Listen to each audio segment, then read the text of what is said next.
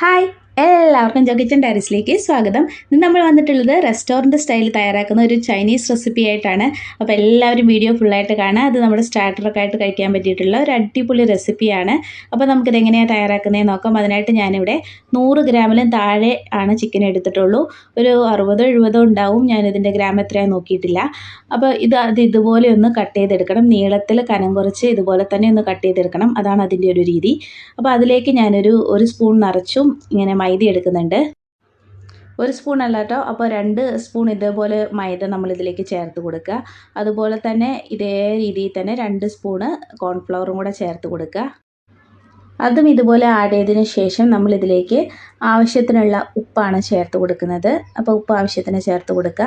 പിന്നെ അതുപോലെ ഇതിലേക്ക് ചേർത്ത് കൊടുക്കുന്നത് ഒരു മുട്ടയാണ്. അപ്പോൾ ഒരു മുട്ടയൊന്ന് നമുക്കിതിലേക്ക് പൊട്ടിച്ചൊടിച്ച് കൊടുക്കാം. അപ്പോൾ അതും കൂടെ ചേർത്തതിന് ശേഷം ഇത് നന്നായിട്ടൊന്ന് മിക്സ് ചെയ്തെടുക്കുക. അപ്പോൾ സ്പൂൺ കൊണ്ട് ഞാൻ ചെറുതായിട്ടൊന്ന് മിക്സ് ചെയ്യുന്നുണ്ട്. അതിന് ശേഷം നമ്മളിത് കൈ കൊണ്ടൊന്ന് നന്നായിട്ടൊന്ന് മിക്സ് ആക്കി എടുക്കണം. എന്നാലാണ് ഇതെല്ലാ ഭാഗത്തും നന്നായിട്ടാകുള്ളൂ. അപ്പോൾ ഒത്തിരി ഇത് ചെയ്തിട്ട് നന്നായി കുഴച്ചെടുക്കരുത്. ഒരു മയത്തിലൊക്കെ ഒന്ന് നന്നായിട്ടൊന്ന് കുഴച്ചെടുക്കുക. ഇപ്പോൾ ഇവിടെ നന്നായിട്ട് കുഴച്ചെടുത്തിട്ടുണ്ട്. പിന്നെ നമ്മൾ കുറച്ച് കാശ്മീരി ചില്ലി പൗഡറും കൂടെ ചേർത്ത് കൊടുക്കുകയാണ്. അപ്പോൾ നമ്മളിത് എരിവിന് ആവശ്യമായിട്ടുള്ളതൊന്നും അല്ല ചേർക്കുന്നത്, ചെറിയൊരു കളറും കൂടെ കിട്ടാൻ വേണ്ടിയിട്ടാണ് ചേർക്കുന്നത്.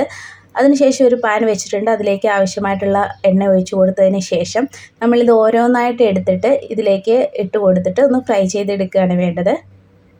അപ്പോൾ ഇതിവിടെ നന്നായിട്ട് ഫ്രൈ ആക്കി എടുക്കുകയൊന്നും വേണ്ട. ചെറുതായിട്ടൊന്ന് കളറ് മാറുന്നിടം വരെ ഒന്ന് ഫ്രൈ ആക്കി എടുത്താൽ മതി കേട്ടോ. ഒത്തിരി കളറ് മാറുന്ന രീതിയിൽ ക്രിസ്പി ആയിട്ടിരിക്കേണ്ട ആവശ്യമില്ല.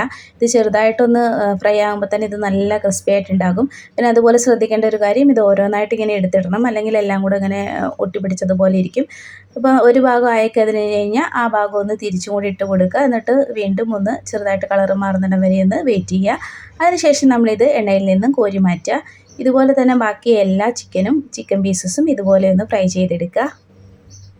അപ്പോൾ നമ്മൾ ഈ ചിക്കനിൽ ഇതെല്ലാം പുരട്ടി വെച്ചതിന് ശേഷം ഒന്ന് റെസ്റ്റ് ചെയ്യാനൊന്നും വെച്ചിട്ടില്ല കേട്ടോ. അപ്പോൾ തന്നെ ഒന്ന് ഫ്രൈ ചെയ്തെടുക്കുകയാണേ. പിന്നെ നമ്മുടെ ഇതിന് വേണ്ടിയിട്ടുള്ള ബാക്കിയുള്ള ഇൻഗ്രീഡിയൻസ് ഇതൊക്കെയാണ്: റെഡ്, യെല്ലോ, ഗ്രീൻ ക്യാപ്സിക്കം, പിന്നെ അതുപോലെ തന്നെ വറ്റൽമുളക് എടുത്തിട്ടുണ്ട്, ഒരു പിടി കാഷ്നട്ട് എടുത്തിട്ടുണ്ട്, അതുപോലെ കുറച്ച് ക്യാരറ്റ്, സ്പ്രിംഗ് ഒനിയൻ എടുത്തിട്ടുണ്ട്. അപ്പം ക്യാപ്സിക്കത്തിൻ്റെയൊക്കെ അളവ് എന്ന് പറഞ്ഞാൽ ഏകദേശം ഒരു 1/4 ഭാഗത്തോളം ചേർത്ത് കൊടുത്തിട്ടുണ്ട്. പിന്നെ അതുപോലെ സവോളയും സെലറിയും കൂടെ എടുത്തിട്ടുണ്ട്.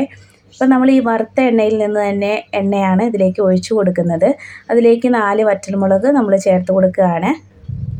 അതിനുശേഷം നമ്മൾ ആ കാഷ്നട്ടും കൂടി ഇട്ട് കൊടുക്കുക. അപ്പോൾ കാഷ്നട്ടിൻ്റെ അളവൊക്കെ നിങ്ങൾക്ക് ഇഷ്ടത്തിനനുസരിച്ച് കുറച്ചൊക്കെ മാറ്റം വരുത്താവുന്നതാണ്. ഞാൻ ഒരു പിടിയോളം കാഷ്നട്ട് എടുത്തിട്ടുണ്ട്. അതും ഒന്ന് ഇട്ട് കൊടുത്തതിന് ശേഷം ഒന്ന് ഇളക്കി കൊടുക്കുക. പിന്നെ അതുപോലെ ഒരു പകുതി ക്യാരറ്റും കൂടി എടുത്തിട്ടുണ്ട്. എല്ലാതും ഇതേപോലെ നീളത്തിൽ അരിഞ്ഞതാണ് കേട്ടോ.